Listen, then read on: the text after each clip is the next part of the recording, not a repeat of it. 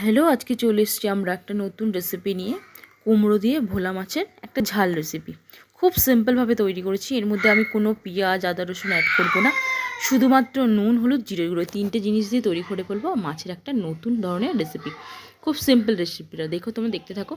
আমি প্রথমে মাছগুলোকে হালকা করে ভেজে নেবো। কড়াইতে তেল দিয়ে একদম জাস্ট হালকা করে নাড়াচাড়া করবো। করার পরে সেই তেলের মধ্যে কেটে রাখা কুমড়োগুলো দিয়ে দেবো।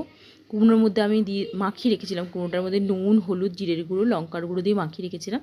মাখিয়ে রাখা কুমড়োটা আমি ওই মাছের ওপরে দিয়ে দেবো। দিয়ে সামান্য জল দিয়ে দেবো। তোমরা দেখতে পাচ্ছ জল দিয়ে দিয়েছি।